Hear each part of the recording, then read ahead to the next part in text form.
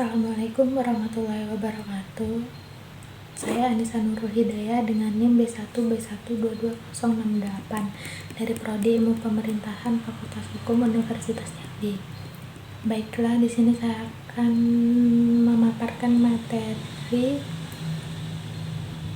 mengenai konsep transparansi dalam tata kelola keuangan pemerintahan dan konsep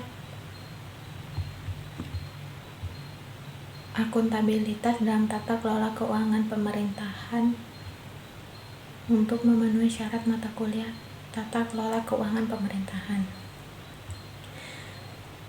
Baik, di sini ada latar belakang.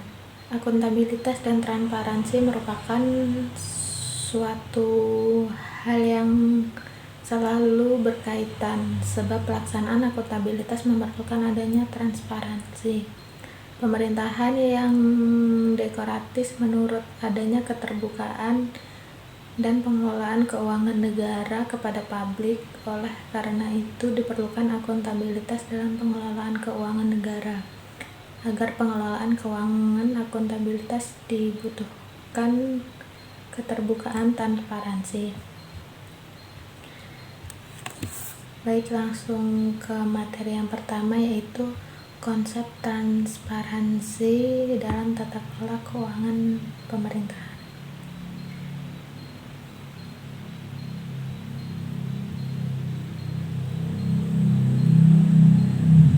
Gates pada tahun 2004 menyatakan bahwa transparansi merupakan proses demokrasi yang esensial di mana setiap warga negara dapat melihat secara terbuka dan jelas atas aktivitas dari pemerintah mereka, daripada memberikan aktivitas tersebut dirahasiakan. Jiwa dari sistem ini adalah kemampuan dari setiap warga negara untuk memperoleh informasi melalui akuntabilitas pejabat pemerintah atas kegiatan yang mereka lakukan. Transparansi merupakan salah satu prinsip good government. Transparansi dibangun atas dasar arus informasi yang bebas. Seluruh proses pemerintahan, lembaga-lembaga, dan informasi dapat diakses oleh pihak-pihak yang berkepentingan. Informasi yang tersedia harus memadai agar dapat dimengerti dan dipantau. Slide berikutnya yaitu aspek transparansi dalam tata kelola keuangan pemerintahan. Di sini ada dua, yaitu publikasi laporan keuangan. Laporan keuangan pemerintah seperti neraca, laporan laba rugi, dan laporan arus kas perlu dipublikasikan secara rutin. Tujuannya adalah memberikan informasi yang jelas dan terperinci tentang posisi keuangan pemerintah. Keterbukaan anggaran. Anggaran pemerintah harus diungkapkan secara transparan, mencakup alokasi dana untuk berbagai sektor dan program. Presentasi yang mudah dipahami membantu masyarakat memahami penggunaan dana publik. Dampak transparansi dalam tata kelola keuangan pemerintahan. Di sini ada dua, yaitu meningkatkan akuntabilitas. Publik dapat memantau dan menilai efektivitas pengelolaan keuangan pemerintah, memaksa pemerintah untuk lebih akuntabel. Selanjutnya, mengurangi korupsi. Bukti empiris menunjukkan bahwa negara dengan tingkat transparansi tingkat cenderung memiliki tingkat korupsi yang lebih rendah.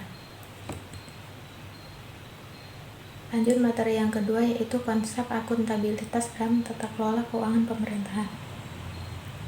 Menurut keputusan Kepala Lembaga Administrasi Negara nomor 589/6/Y/99 dalam Sitompul 2003.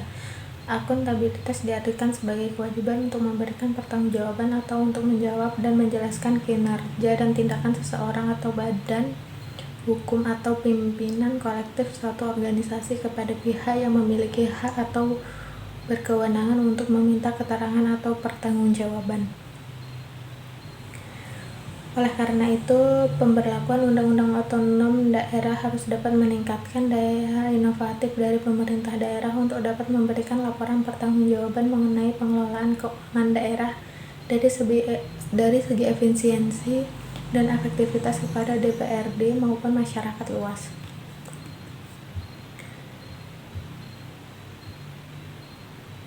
Selanjutnya ada aspek akuntabilitas dalam tata kelola keuangan pemerintahan. Yang pertama, transparansi dan publikasi informasi.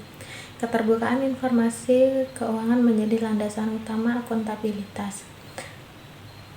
Publikasi laporan keuangan dan anggaran secara terbuka memberikan gambaran jelas tentang pengelolaan dana publik. Yang kedua, pertanggungjawaban pemerintah. Mekanisme dan lembaga yang terlihat dalam evaluasi dan pengawasan pengelolaan keuangan pemerintah. Badan pemeriksa eksternal berperan penting dalam memastikan pertanggungjawaban dan transparansi. Yang ketiga, efektivitas penggunaan dana publik. Kebijakan fiskal dan alokasi anggaran harus mencerminkan efisiensi dan efektivitas.